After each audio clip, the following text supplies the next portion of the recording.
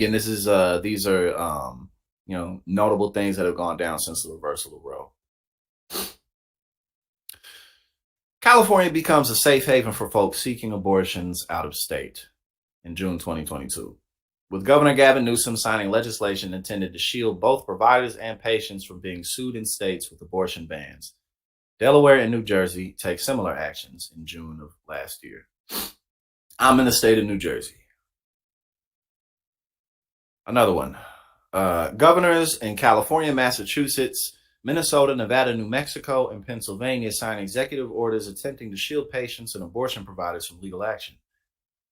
The specifics of each law vary, but in general, they work to restrict cooperation if another state tries to prosecute providers or patients in a state where the procedure is legal.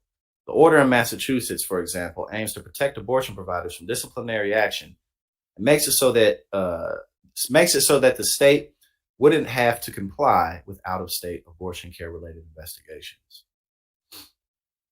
Trigger bans in several states, such as Utah, Kentucky, and Louisiana, begin with blocked, at least temporarily, by the courts, which stops them from going into immediate effect and allows thousands more people to access abortions should they need it. And,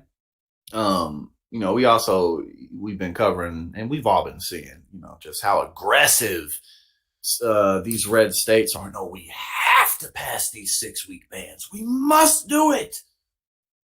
Despite the fact that that's another reason why they're, incredibly unpopular when it comes to the broader public. Now we get into some of the bad stuff. Trigger laws that ban abortion snap into effect with several states, including Arkansas, Missouri, where I'm from, Oklahoma, and South Dakota, immediately following the SCOTUS decision on Dobbs. Another. A super old law from the 1800s banning nearly all abortions is restored in Wisconsin after Roe falls. Although there is some good news here, and we'll get down there. They had a law in the books from the 1800s, and they put that bad boy back in action. They've been waiting for that. They've been waiting for so long to do things that nobody wants, or that very few people want. July of 2022. In Colorado, Maine, Michigan, North Carolina, and Rhode Island, governors signed shield executive orders protecting patients and providers. Again, that's Maine, Michigan, North Carolina, and Rhode Island in July of last year. And now we get into some of the bad news. Near total bans in Mississippi and Texas go into effect in July of last year. Florida's 15 ban is enacted. First, there was the 15-week ban. Then he enacted the 12-week ban, and then he just enacted the 6-week ban. Ron DeSantis, that is. I'm sure they're going to get into that in a few. The story of a 10-year-old rape victim who was 6 weeks and 3 days pregnant and had to travel from her home state to Indiana for abortion care captures national attention, showing people the true grotesque impact of abortion bans.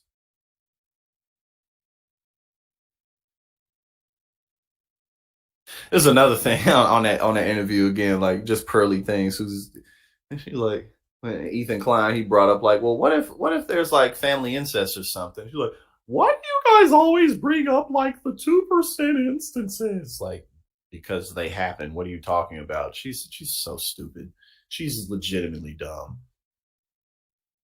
She's also full of it, and she's a major grifter, but she's also incredibly unintelligent. And a monumental and ignorant. She don't know nothing. Because sometimes you can be not that bright, but still make a very hard attempt to know something. She don't know nothing. August. In a monumental and resounding victory, Kansas voters keep abortion legal by rejecting a proposed state constitutional amendment that would have explicitly said there was no right to abortion in the state. President Joe Biden, although he's been known to be shy about saying the word abortion, issues an executive order to protect reproductive health care, although many say it doesn't go far enough. Tennessee, Kentucky, and Idaho, their bans go into effect. September.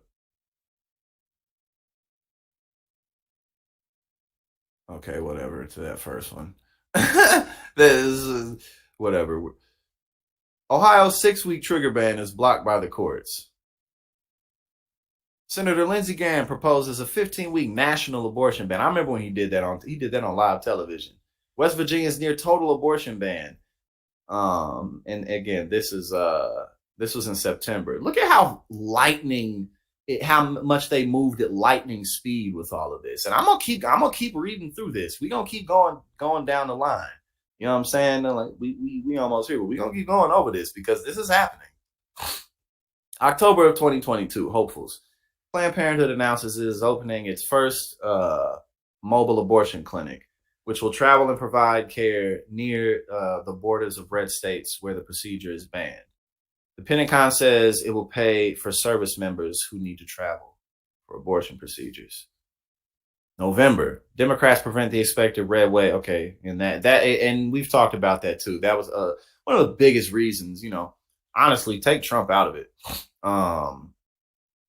You know what I'm saying? Honestly, take it out. But a lot of what caused Republicans to really, really lose is the fact that they reverse Roe and all of this that we're going over that these states are doing. Across the country, abortion is literally on the ballot and secures several decisive wins. And again, this was during the elections, so that definitely ended up helping people win. House flips red in midterm elections. Okay, this isn't really necessary. Okay, Georgia's 6-week abortion ban that went into effect in November, reinstated rather. And Trump said he'd consider signing a national ban in 15 weeks. December,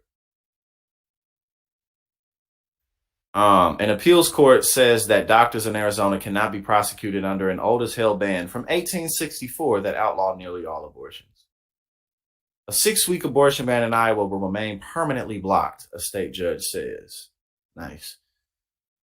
An appeals court, and this is the bad one, well, y'all can see. An appeals court reinstates a Craven, Indiana law forcing providers to bury or cremate fetal remains. They're going to punish you. January, we almost to now. After Dems take control of both houses in the legislature, Minnesota becomes the first state to codify abortion rights via legislative action post-Roe. It's another thing Democrats could have been pushed for that. Like actually try to do it.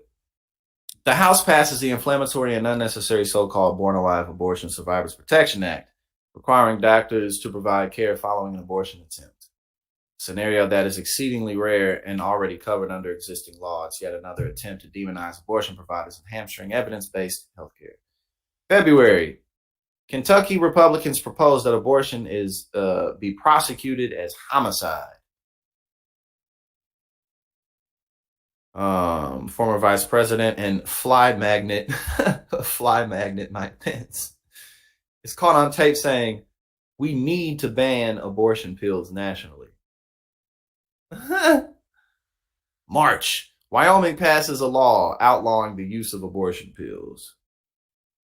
The Supreme Court deals another blow to the abortion rights of minors when it quietly invalidates a lower court ruling that held a minor does not have to notify her parents before requesting permission from a court to have abortion. The case involved a 17-year-old in Missouri. Oh, nice, Missouri. That's where I'm from. It's already extremely difficult for minors to access reproductive health care. April, Washington State Governor Jay Inslee signs unprecedented legislation that prevents our health data from being collected. Nice. Nice.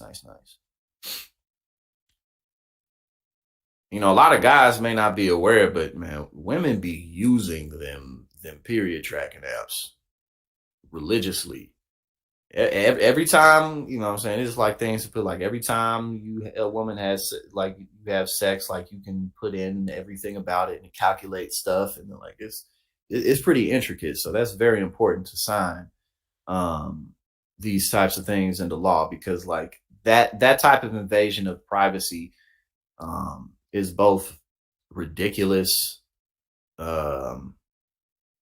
dehumanizing, and also just for the sake of putting people in jail who have sex, basically. But putting women in jail who have sex is basically all it is. Wisconsin voters flip their state Supreme Court blue. Arizona Governor Katie Hobbs uses Katie Hobbs, who what's her name? What's that woman's name? whatever. The woman who was running against Katie Hobbs, the old crazy girl, she extra jealous. It says Arizona Governor Katie Hobbs uses veto power to block dozens of anti-choice bills from going into effect, specifically refusing to codify a fetal personhood bill into state law. North Dakota's governor signs a law banning nearly all abortions. Idaho, I think North Dakota's governor is running for office too. I think actually, Doug Burgum, I believe is his name. I could be mistaking him for someone else, but I'm pretty sure that his name is Doug Burgum. Idaho passes abortion trafficking bill that essentially makes it illegal for an adult to help a minor find an abortion without parental consent. Nebraska State Senator Steve Erdem implies an abortion ban is needed to ensure white people continue to dominate state demographics. He says, our state population has not grown except by those foreigners who have moved here or refugees who have been placed here. We need more white babies. We need more white babies. In the middle of the night, presidential candidate and Florida Governor Ron DeSantis signs a new 6-week abortion ban into law. Right after he signed a 12-week abortion ban into law. Right after he signed a 15-week abortion ban into law. He's such a splendid guy, right? We're just about there. One more month to go. New York passes a law requiring the state's public universities to help students access medication abortions. The sister senators, I don't know who that is exactly, block multiple near total bans on abortions in South Carolina, even after being subjected to horrific harassment. Okay, I remember that. Yeah, I remember that. However, after 3 successful blocks, a 6-week ban finally passes in May, despite the filibuster from the 5 women. Nevada's governor signs new abortion protections for out-of-state patients and in-state providers into law. Vermont becomes the first in the country to sign into law a shield bill explicitly including medication abortion. Texas, what? Oh, okay, well, that's bad news, but that's not really related to Roe.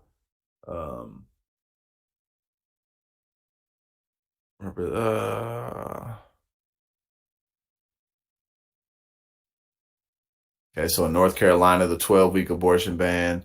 Alabama, the bill that would allow people to be charged for murder for having abortions. A Missouri Republican proposes something similar. Oh, nice. Missouri, of course, my state. Nebraska bans abortions after 12 weeks. They wanted to do it for 6. They tried extra hard for 6. All right, there we go. We just went over a comprehensive list of some of the things that have gone down.